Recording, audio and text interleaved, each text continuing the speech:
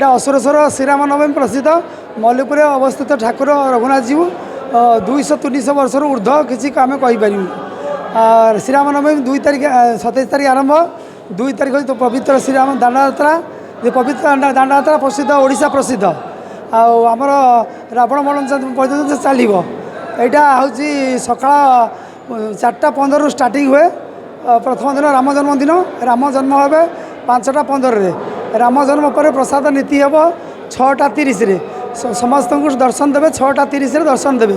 दर्शन देलापर रघुनाथ जी को दिन जाक प्रसाद लगी लगी चलिए। बाण हाउस प्रसिद्ध यहाँ बाण और नड़िया समस्त नड़िया घर धरिक आसते बाड़े भोग करेंगे आ बाण फुटेकी जी। ए वर्ष बाणर प्रशासन टे टाइट कर अशांति सृष्टि देखी भक्त मान मध्य कमी बाणटा कहीं फुटबनी बाण आम बाण मानसिक आसचु एमती प्रश्नवाचक कर आमर हूँ आज राति रघुनाथ जीव दधिवान जो मंदिर पर्यटन दीपे सेठी यात्रा करें दधिवान परामर्श ने निमंत्रण कर आम तुम दाण्डे 2-3 दिन यात्रा दाण्ड यात्रा करूँ से आम यात्रा करेंगे प्रसाद लागू हम आंकर रघुनाथ जीव सी लागू करेंगे रघुनाथ जी लागू करेंगे। 8-10 वर्ष है आसले प्रभु आशीर्वाद आज रामनवमी जेहेतु ओषा मुषा करी मो स्वामी मुझे आज जेहेतु भल ये ठाकुर महिमा बपार जमी सबू लोक ये आसिकी रुंड होती बहुत भगवान आशीर्वाद ये समस्त मनस्कामना पूर्ण होती जेहेतु ये समस्त जेहेतु दांड यात्रा ये प्रसिद्ध सबू लोक सबुआड़ू ये आसती ये सबू ये आमर ये देवादेवी मंदिर बहुत अच्छी ये मनस्कामना ये जहाँ मनस्कामना करंतु पूर्ण हम। प्रतिवर्ष भली ए वर्ष मध्य आमर जो प्रभु रघुनाथ जीवर वार्षिक उत्सव कि जन्मवार्षिक उत्सव पालन करा जाए।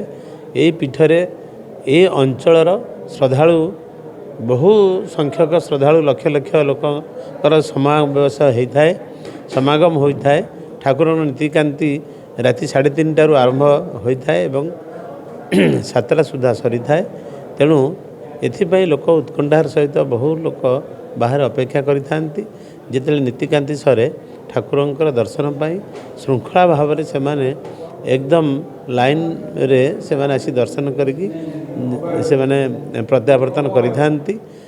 तांकर मानसिक एठी थाए ए ठाकुरंकर विशेषत्व होउची ए अंचल रे बहु भाव में भक्त मानकर एभली चिंताधारा थाए ये ठाकुर होचंती जीवंत ठाकुर भली से माने भाबी थांती। तेणु जहाँ जहाँ से मानसिक करि मन सी निश्चित फल प्राप्त होता है। तेणु आज दिन में लक्ष लक्ष लोकंर श्रद्धालुंकर ये समागम सहित समापन होता है।